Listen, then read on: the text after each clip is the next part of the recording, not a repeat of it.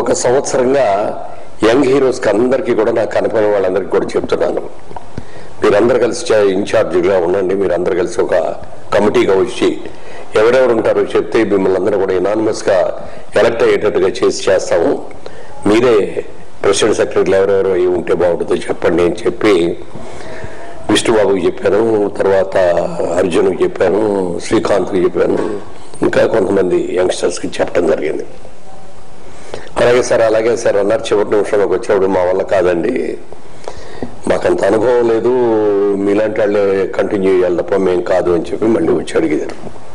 అడిగితే నాకు ఇప్పటికే నాకున్న బాధ్యతలు చాలా ఎక్కువగా ఉండి నేను ఎక్కువ సర్వీస్ చేయలేను, పైగా ఇప్పుడు నేనే అక్కడ కూర్చోవడం కాదు, ఇతరులకు కూడా ఛాన్స్ ఇవ్వాలి అనే ఉద్దేశంతో అనుకుంటున్న టైంలో రాజేంద్ర ప్రసాద్ గారు ఒకరోజు ప్రెస్ మీట్ పెట్టి ఆ ప్రెస్లో అనౌన్స్ చేశారు, నేను మా అసోసియేషన్ అధ్యక్షుడిగా నేను పోటీ చేయబోతున్నాను అని.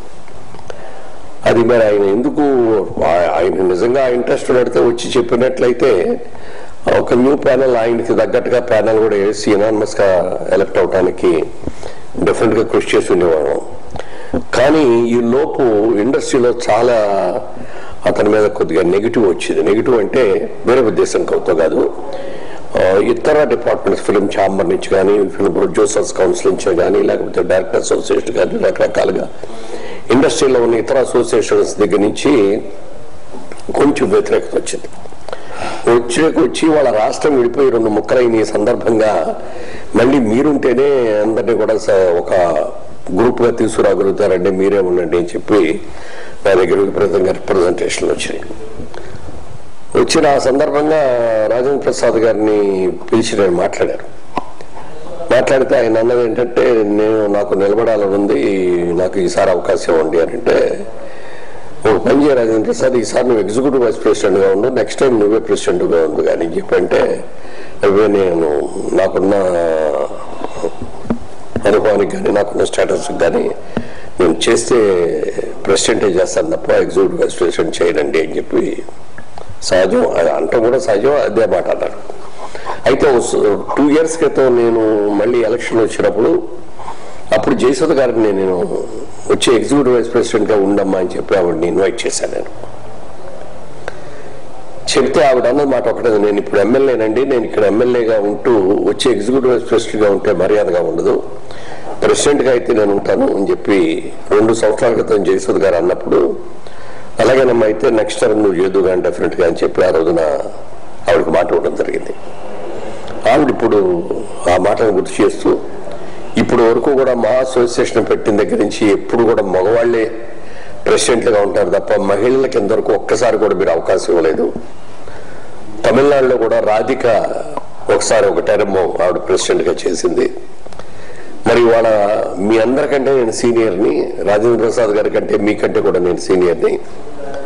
మరి అలాంటి 42 సంవత్సరాలుగా నేను ఫిల్మ్ ఇండస్ట్రీలో ఉండి నేను అనేక సినిమాల్లో చేశాను, అందరి హీరోలతో నటించాను, నేను సినిమాలు నిర్మించాను, నేను నిర్మించిన సినిమాలకు స్టేట్ అవార్డ్స్ వచ్చినాయి, ఫిల్మ్ఫేర్ అవార్డ్స్ వచ్చాయి, నాకు బెస్ట్ యాక్టర్స్ అవార్డ్స్ ఎన్నో వచ్చినాయి. ఇవాళ కూడా ఉన్న యంగ్స్టర్స్ అందరితోటి కూడా నేను కలిసి సినిమాలు చేస్తున్నాను. మదర్ క్యారెక్టర్స్, సిస్టర్ క్యారెక్టర్స్, ఏదో క్యారెక్టర్స్ చేస్తున్నాను, ఇంపార్టెంట్ క్యారెక్టర్స్ నేను.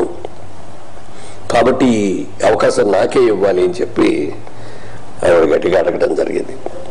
లోగడ ఆవిడ ఇచ్చిన మాట ప్రకారంగా కానీ, ఆవిడకున్న సీనియారిటీ ప్రకారంగా కానీ, మొట్టమొదటిసారిగా ఒక మహిళకి అవకాశం ఇవ్వాలి అనే ఆలోచనలో మూలంగా కానీ జయసుధ గారు అయితే కరెక్ట్గా ఉంటుంది అని చెప్పి అనుకున్నాం. మేము అనుకుని ఆవిడ కోరిక ప్రకారంగానే ఆవిడని ఎంకరేజ్ చేస్తానని చెప్పి మాట్లాడడం జరిగింది.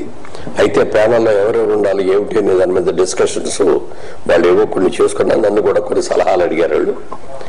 అయితే నేను రేపు మార్నింగ్ నేను హైదరాబాద్ వస్తానమ్మా, రేపు నేను వచ్చేవారు కాకండి, వచ్చిన తర్వాత ప్యానల్ ఎవరెవరు ఏమిటి అనేది డిసైడ్ చేసి అప్పుడు ఎదురు కానీ నామినేషన్స్ అని చెప్పి వారిని వాళ్ళు వేయొద్దు అని చెప్పడం జరిగింది. ఏదైనా ఎలక్షన్ లేకుండా కాంప్రమైజ్ అయిపోతే బెటర్ అనేది మా అందరూ ఆలోచన. సరే, నామినేషన్లు 23వ తారీఖు దాకా నామినేషన్లు వేయడానికి అవకాశం ఉంది. ఈ నామినేషన్లు అయిన తర్వాత ఒకరి సినిమా ఇండస్ట్రీలో ఒక పెద్దగా గిన్నిస్ ఆఫ్ వరల్డ్ రికార్డ్స్లో అన్ని సినిమాలు తీయని దర్శకుడుగా దాసరి గారు ఉన్నారు కాబట్టి వారి దగ్గరికి వెళ్ళి ఎవరెవరు వేశారు, ఏం పోటీ చేశారు అన్నీ కూడా ఆయనకు వివరాలు చెప్పి ఆయన సలహా తీసుకొని ఆయన దగ్గరే మిగిలిన వాళ్ళని కూడా మాట్లాడించి కొంతమందిని విత్డ్రా చేయాల్సి వస్తే విత్డ్రా చేయించి ఇనానిమస్గా చేయడం కోసమని సర్వ ప్రయత్నాలు చేస్తున్నాం. అది అవుతుందని కూడా నాకు నమ్మకం ఉంది.